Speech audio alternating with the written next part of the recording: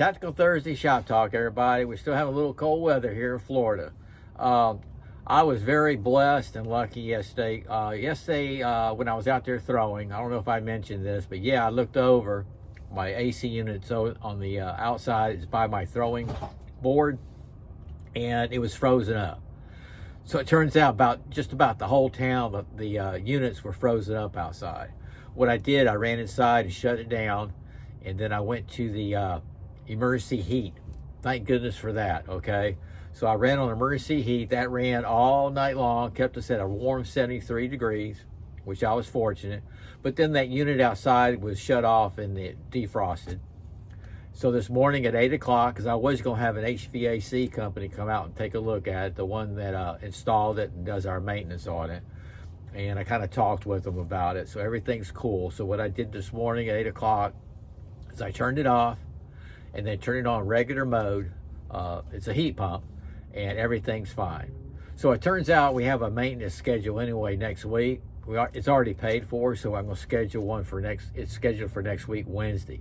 My point is, we had the emergency heat mode. So anybody that's having a problem like that, what you do is just shut that unit, shut it off, and then go to EM heat mode and turn it on there. And that's going to run you some electricity because that thing's running just the inside unit, just like the old school AC units, okay?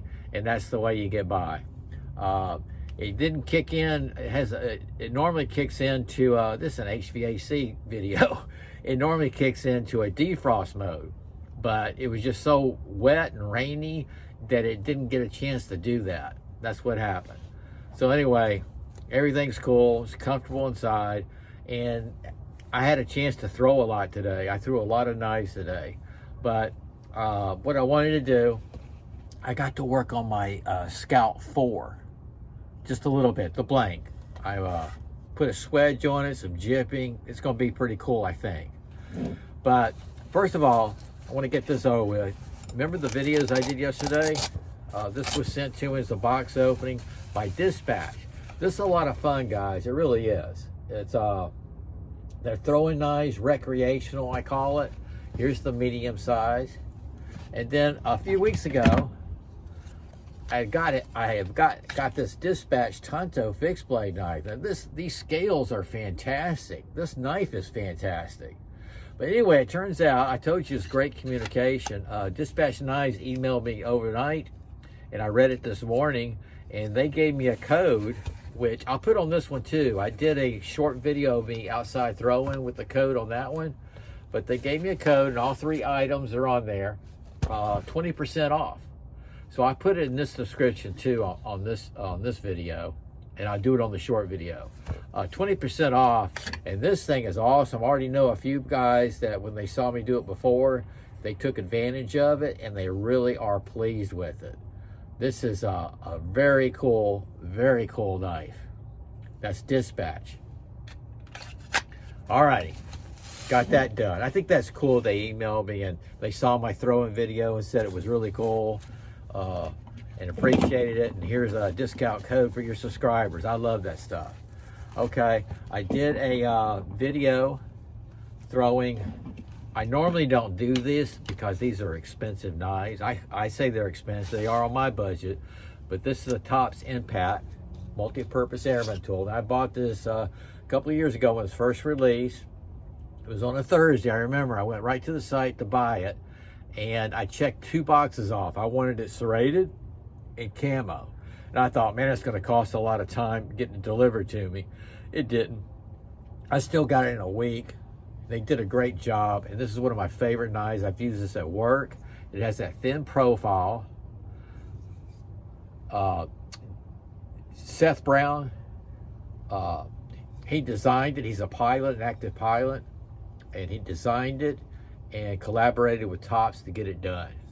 So that's why it's that thin profile. It comes with metal clips on the molded sheath. Fits on your vest. And that's what it was made for. I did the custom leather sheath on it. That's the Tops Impact. And then I took this, the Cut 4.0. And the guy that designed this was trained in the karambit style knives in martial arts. but he got into the outdoors. So he designed the Cut 4.0 to be a utility knife and also a self-defense knife. So he collaborated with Tops, and I bought this a good while back, and I saw the camo, I had to have it. They have the blackout version, but I had to have the camo. Very cool knife. These are both 1095 high carbon steel, made in USA. What I was going to tell you is I normally don't do it because these are expensive knives, is throw them at the same time on the board, side by side. But I did, because I'm always hitting that circle, and the chances of me hitting the micarta on each one of these, because that's happened before in my Essies, it'll chip off some of that micarta. And I didn't want that to happen to these, because Tops happens to be my second favorite knife in my collection, knife brand. Yep, I have quite a bit of Tops. I love them. I wish I could still buy them. I wish I could. Fantastic knives. But I try to keep them a little bit further away on the board. Did a few throws, did a short, and then I spent the day throwing this mainly. There's some people that commented they hate to see me walking back and forth. Well, I only got one of these, you know what I mean? If I had 10 of these, you would see me walk less. Now, thank you, Michael Arakawa. He's the gentleman, Chef Mike, that sent me that big mail call haul, was a few weeks ago. I had no idea. It had the spikes, the cold steel spikes, SOG knives, SOG axes, everything on mine. And I didn't get a chance to throw these yet. It was down in the box, so I went out there today and threw them. Isn't that cool? These are cold steel spikes. I did a short video. It's a packet of 4. Okay, very lightweight. 2 sizes. Let's see, it's 8-inch and 5-inch. There's the 8-inch. Here's the 5-inch. Check that out. Little spikes. There's cold steel on it. Paracord wrapped. Very lightweight. I threw it the same distance I throw all my other knives. I'm in that zone. I don't move. Very fun. And on the video, I'm not going to play music.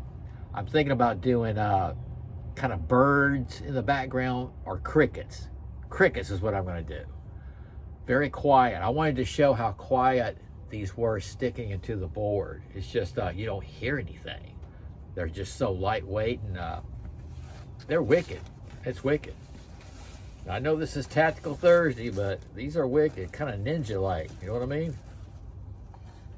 So that's it. I'm probably going to work just a little bit longer on my Scout blank. If I use this one, everything's going good so far. This is the one where I couldn't get scales long enough, slabs long enough to cut, and I'm going to expose the bottom lanyard. I'm going to expose it. I'm going to jip it, do some jipping on it to give it a little rough edge for hammering. You know what I mean? Okay, I hope everybody's staying safe and warm. Y'all take care, and SOG out.